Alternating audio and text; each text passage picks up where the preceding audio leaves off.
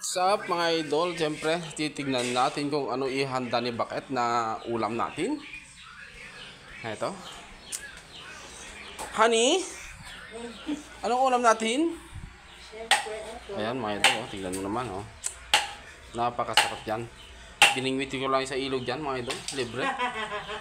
Wala tayong gastos. Ayan. Napakasarap talaga mamuhay sa probinsya.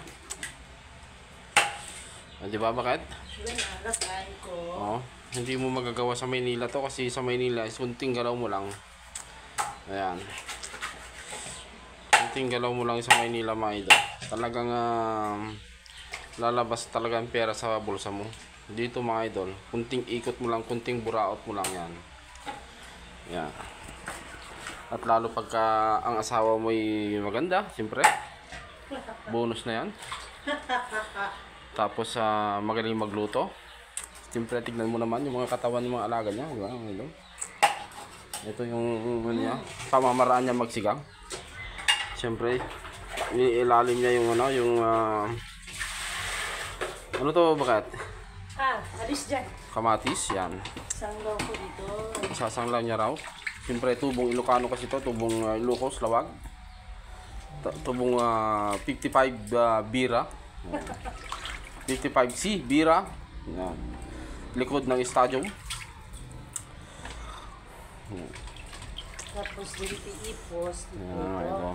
Tapos yung mga tingnan mo, mga idol, nakapakagaling na talaga mag-budget. Oh.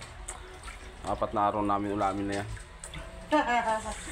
Sobrang tipid. 4 na araw pa dyan. Ito mga idol, yung ulo lang na, no? Yun ang isisigang niya. Hindi ka pa isinara yung, Tapos kanina, yung exhaust. sayang Bakit, oh? Dapat dinamihan ko na yung kangkong. Itama lang ito na tayo. Hindi, kanina nga, sayang doon kasi nga. Bakit? Tinabunan na ng bato-bato. Yung kinukuha ko. Saan banda ka ba? Yung doon, yung malapit kay Kuya Fredo. Ay, doon? Oo.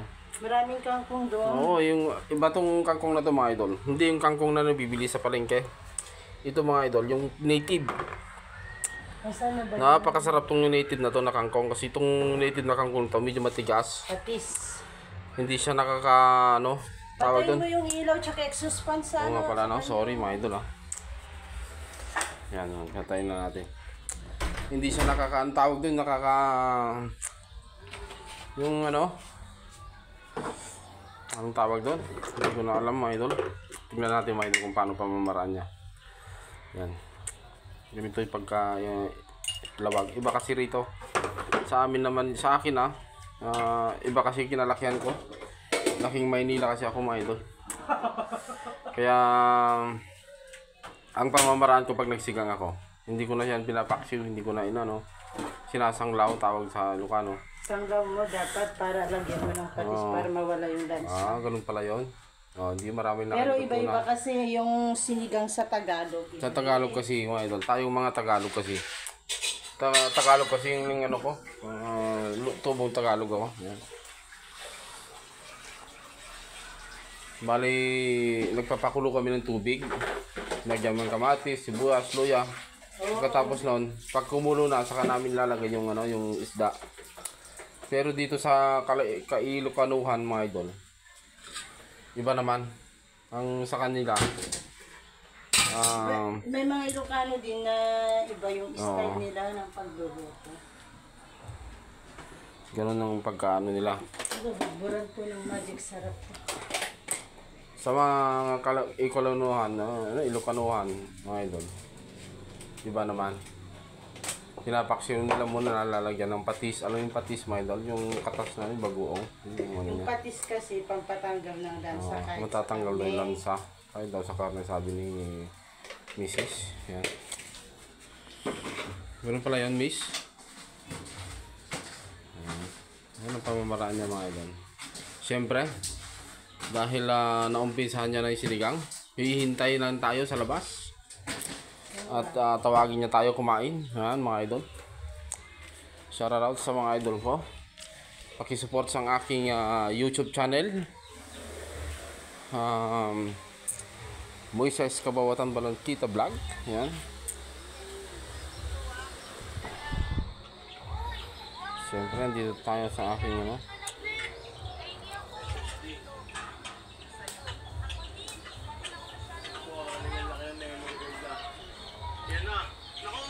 Yung mga idol. Medyo gabi na rito. Ito. Tingnan nyo naman sa probinsya, napakalamig. Ang daming kahoy. Ayan mga idol. Hanggang dito na lang. Itong mga manok natin. Kakatayin ko pala yung manok, no? Mga idol. Bali hindi naman baryo to. Baryo na ano to yung sa bayan. Bali dito na ako nakatira na sa bayan. Iba yung baryo talaga. Mayroon pa akong baryo. Yung kinalakihan ko at na doon ako ipanganak. Yan. Siyempre yung mga manok natin.